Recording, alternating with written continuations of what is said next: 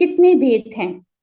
उत्पत्ति की दृष्टि से शब्द के कितने भेद हैं? ऑप्शन है हमारे 2, 4, 5, 7। 2, 4, 5, 7 और इसका सही उत्तर रहेगा 4।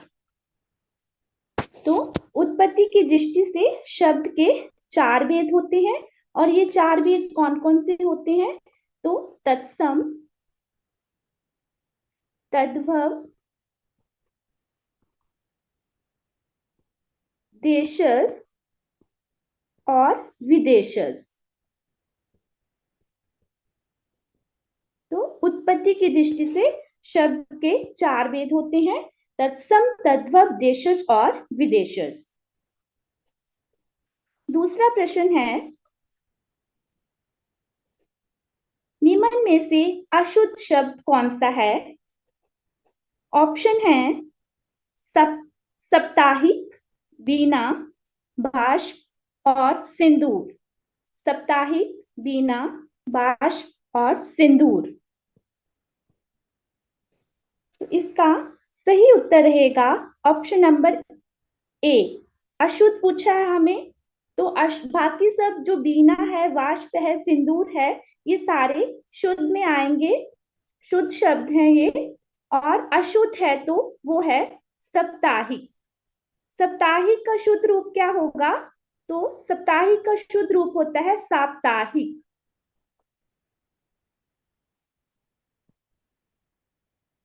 आज का तीसरा प्रश्न है, पर्यायवन का सही संधि विच्छेद है। पर्यायवन का सही संधि विच्छेद है। विकल्प हैं पर्याय प्लस वन, परि प्लस आवरण, पर प्लस आवरण, या फिर इनमें से कोई नहीं। तो इसका सही उत्तर रहेगा ऑप्शन नंबर 2, परि प्लस आवरण। फ्रेंड्स, संधि 3 प्रकार की होती है, स्वर संधि, व्यंजन संधि और विसर्ग संधि। जो स्वर संधि है उसके भी आगे 5 प्रकार हैं और स्वर संधि के 5 प्रकारों में से एक प्रकार है यन संधि। यन संधि, तो ये यन संधि में ही आता है पर्यायवन। आज का अगला प्रश्न है, त वर्ग का उच्चारण स्थान क्या है? त वर्ग का उच्चारण स्थान क्या है? ऑप्शन है मूर्धा, दंत, ओष्ठ और कंठ। और इसका सही उत्तर है दंत।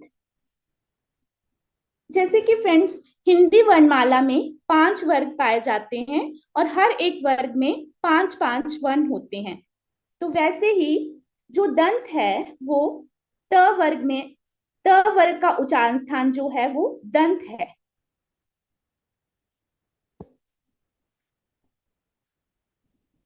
अगला प्रश्न है, क्ष, त्र, ज्ञ और श्र, ये तीनों कौन से व्यंजन हैं? इंपॉर्टेंट क्वेश्चन है। ऑप्शन है संयुक्त व्यंजन, ऊष्म व्यंजन, अंतस्थ व्यंजन, या फिर इनमें से कोई नहीं। और इसका सही उत्तर रहेगा ऑप्शन नंबर ए, संयुक्त व्यंजन।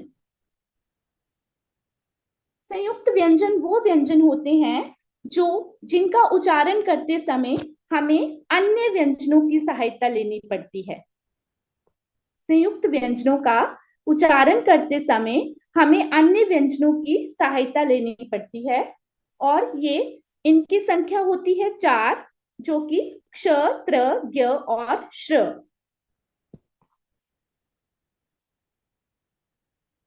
अगला प्रश्न है, पुस्तक कौन सा शब्द है? पुस्तक कौन सा शब्द है? ऑप्शन है तद्भव, सॉरी, तद्भव, तत्सम, देशज और विदेशज। पुस्तक कौन सा शब्द है? तद्भव, तत्सम, देशज और विदेशज। और इसका सही उत्तर रहेगा ऑप्शन नंबर 2। ऑप्शन नंबर 2 तत्सम। जो शब्द हमें संस्कृत के जैसे लगते हैं वो तत्सम में आते हैं, और जो कुछ बिगड़ के हिंदी भाषा में प्रयोग किए जाते हैं, होते संस्कृत के हैं पर हिंदी में प्रयोग किए जाते हैं, वो तद्भव होते हैं।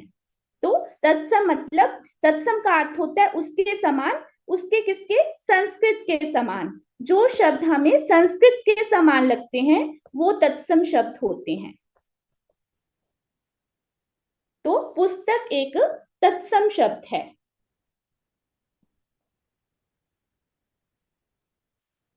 अगला प्रश्न है,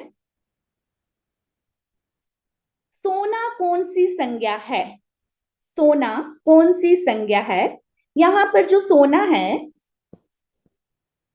सोना है, ये गोल्ड की बात की जा रही है, ना कि स्लीपिंग। सोना मतलब गोल्ड। तो इसके ऑप्शन रहेंगे भाववाचक संज्ञा, व्यक्तिवाचक संज्ञा, द्रव्यवाचक संज्ञा या फिर समूहवाचक संज्ञा। कि सोना कौन सी संज्ञा है? और ऑप्शन है भाववाचक, समूहवाचक, द्रव्यवाचक, व्यक्तिवाचक। और इसका सही उत्तर रहेगा द्रव्यवाचक संज्ञा। सोना एक द्रव्यवाचक संज्ञा है, क्योंकि ये एक धातु है। सोना जो है वो एक धातु है, और इसको हम तोल भी सकते हैं, नाप सकते हैं, इसलिए इसको हम द्रव्यवाचक संज्ञा के अंदर रखते हैं। अगला प्रश्न है, मैं में कौन सा पुरुष है? मैं में कौन सा पुरुष है? विकल्प रहेंगे उत्तम पुरुष, मध्यम पुरुष, अन्य पुरुष या फिर इनमें से कोई नहीं। इसका सही आंसर है उत्तम पुरुष। उत्तम पुरुष। पुरुष 3 प्रकार के होते हैं। कौन कौन से? उत्तम पुरुष, मध्यम पुरुष और अन्य पुरुष। उत्तम पुरुष में वो आते हैं जो बात कहते हैं, जो बात कहते हैं, जैसे कि मैं या हम। और मध्यम पुरुष में वो आते हैं जिससे हम बात करते हैं, जैसे कि सामने वाला, तुम। और अन्य पुरुष में वो आते हैं जिसके बारे में हम बात कर रहे हैं, जैसे कि वे। तो ये जो मैं है ये उत्तम पुरुष में आता है।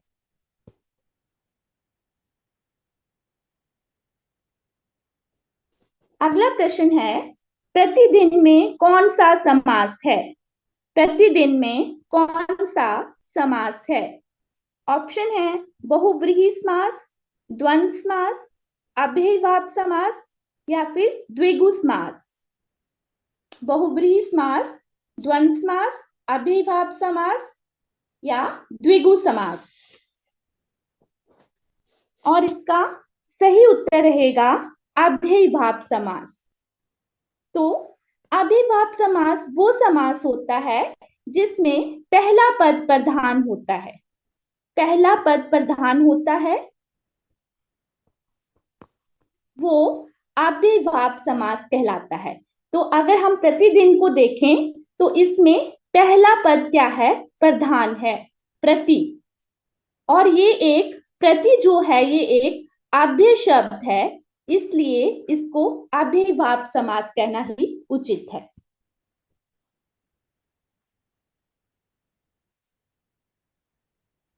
अगला प्रश्न है, मैं आज नहीं पढ़ूंगा, मैं आज नहीं पढ़ूंगा में कौन सा वाक्य है?